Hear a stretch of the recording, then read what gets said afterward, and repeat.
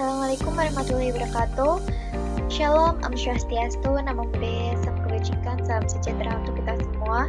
Sebelum memulai presentasi, izinkan kami dari berkelompok ini untuk memperkenalkan diri terlebih dahulu. Yang pertama ada Geralda Islami Putra Disantara dengan yang terakhir 101. Kemudian yang kedua ada Diva Ayu Septi Maharani dengan yang akhir 020. Yang ketiga ada saya sendiri dengan nama Adinda Ririn Setiani dengan NIM akhir 076. Ada Mahendra Adifa Wahyu Pratama dengan akhir 123. Yang terakhir Alfian Nisa dengan NIM akhir 064. Pergi ke taman memetik melati, tak lupa singgah beli buku. Jika hukum ingin dipahami, PT UN hadir memberi arah yang tentu. Pada kesempatan kali ini kami akan presentasikan dengan judul Asas-asas Hukum Acara Peradilan Tata Usaha Negara. Kita masuk yang pertama, yaitu penentuan asas hukum. Asas hukum itu bisa didefinisikan sebagai prinsip dasar atau fondasi utama yang menjadi jiwa atau dasar bagi peraturan hukum. Nah, teman-teman sekalian, asas hukum ini itu sering disebut juga sebagai jantungnya hukum. Kenapa? Karena asas hukum ini itu bersifat abstrak dan menjadi tujuan utama dalam penerapan, penafsiran, serta penerapan hukum yang berlaku itu agar tetap adil dan konsisten. Teman-teman sekalian, leksikografer hukum asal Amerika Serikat yang bernama Henry Cabot Black itu menyatakan bahwa asas atau bahasa Inggrisnya prinsipal dijadikan sebagai sebuah kebenaran atau bukti fundamental yang menjadi dasar bagi aturan dan tindakan hukum. Selanjutnya kita berbicara mengenai hakikat asas hukum, teman-teman sekalian. Hakikat asas hukum sendiri dalam definisi pada Black's Law Dictionary itu dijelaskan sebagai dasar dan fondasi bagi aturan lain. Maknanya apa? Semua peraturan hukum sebenarnya bersumber dari asas hukum sehingga memiliki kedudukan yang sangat penting dalam sistem hukum, teman-teman sekalian. Selain itu, teman-teman, hakikat asas hukum sendiri itu diberikan sebagai prinsip-prinsip fundamental dan yang menjadi dasar fondasi landasan berpikir serta jantung dari peraturan hukum sendiri, teman-teman sekalian. Nah, selain itu, teman-teman sekalian, asas hukum itu juga menjiwai hukum positif yang mengarahkan pembentukan hukum agar adil serta berfungsi sebagai pedoman atau petunjuk arah dalam penafsiran dan penegakan hukum yang berlaku. Kemudian terdapat kedudukan asas hukum dalam praktik. Asas hukum berfungsi sebagai dasar pembentukan hukum, pedoman dalam prosedur dan tindakan hukum, dan juga landasan dalam penentuan dan penegakan hukum. Selain itu, asas hukum juga berkaitan dengan berbagai teoritis dari ilmu hukum dan dasar dalam memahami sistem hukum secara menyeluruh. Dan selanjutnya ada asas hukum subjektif dan asas hukum objektif. Asas hukum objektif merupakan prinsip-prinsip yang menjadi dasar dalam pembentukan peraturan perundang-undangan dalam suatu sistem hukum. Sementara itu, asas hukum subjektif merupakan prinsip yang berkaitan dengan kedudukan subjek hukum dalam hubungannya dengan hukum. Dengan demikian, asas objektif berkaitan dengan pembentukan norma hukum, sedangkan asas subjektif berkaitan dengan posisi dan hak subjek hukum dalam sistem hukum.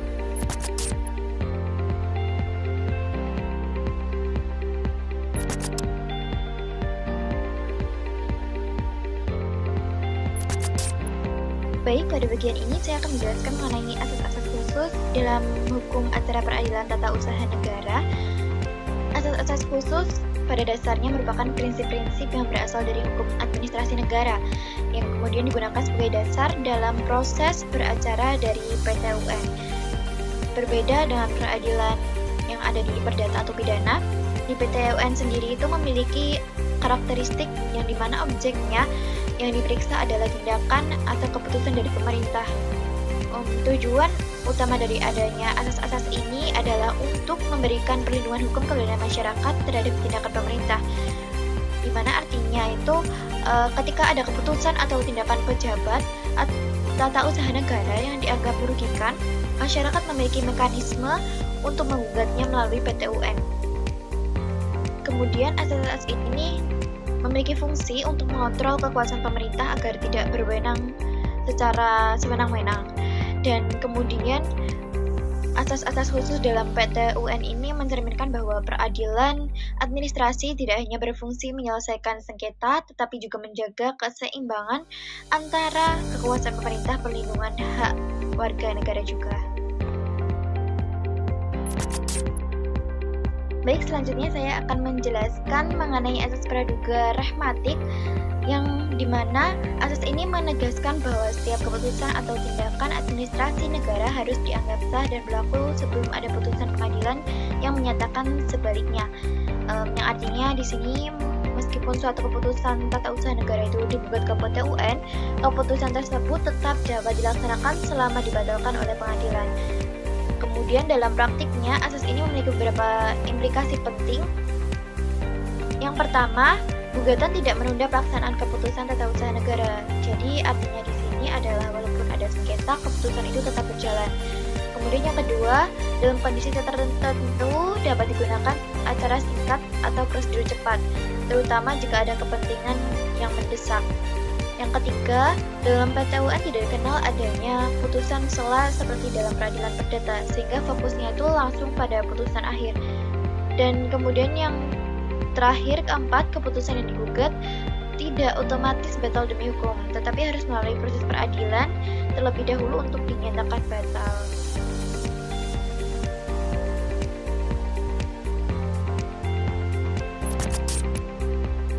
Selanjutnya, saya akan menjelaskan mengenai asas pembuktian bebas dalam peradilan tata usaha negara. Asas pembuktian bebas merupakan prinsip yang memberikan kewenangan luas kepada hakim dalam proses pembuktian di persidangan, yang artinya hakim tidak terikat secara kaku pada aturan pembuktian formal, namun melainkan dapat menilai berbagai alat bukti yang diajukan untuk menemukan kebenaran.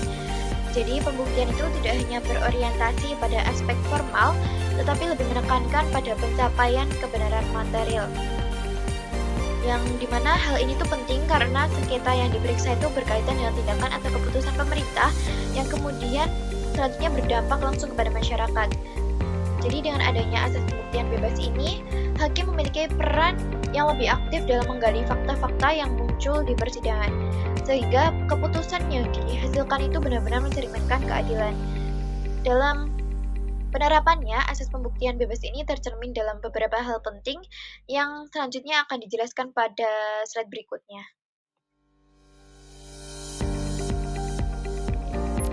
Baik, untuk yang selanjutnya ada beberapa asas pembuktian bebas, yaitu yang pertama, hakim tidak tergantung pada fakta yang dikemukakan oleh para pihak. Yang kedua, hakim tidak menetapkan bebas pembuktian. Yang ketiga, hakim diberikan kebebasan menentukan alat bukti. Yang keempat, penilaian pembuktian diserahkan semua kepada hakim. Untuk yang selanjutnya ada asas keaktifan hakim, yaitu dalam hukum acara peradilan tata usaha negara, hakim tidak bersifat pasif seperti dalam hukum acara perdata, melainkan memiliki peran aktif dalam mengarahkan jalannya persidangan dan menemukan kebenaran materialnya. Salah satu implikasi penting dari asas ini adalah ultra petita tidak dilarang, dimungkinkan adanya reformasi infus. Dalam PT UN, hakim tidak terikat pada secara mutlak pada tuntutan petitum yang diajukan oleh penggugat. Hal ini berbeda dengan hukum acara perdata, di mana hakim pada umumnya dilarang memutuskan melebihi apa yang diminta atau ultra petitanya. Selanjutnya, asas erga omnes, yaitu asas erga omnes dalam peradilan tata usaha negara berarti bahwa putusan pengadilan tidak hanya mengikat para pihak saja yang bersengketa, tetapi juga berlaku pada semua umum. Hal ini disebabkan karena sengketa tata usaha negara merupakan bagian dari hukum publik, sehingga putusan yang dihasilkan tidak hanya menyangkut kepentingan individu, tetapi juga berdampak pada tata pemerintah secara keseluruhannya. Sebagai penutup, dapat kami simpulkan bahwa asas-asas dalam hukum acara peradilan tata usaha negara memiliki peran penting dalam menjaga keseimbangan antara kewenangan pemerintah dan perlindungan hak masyarakat.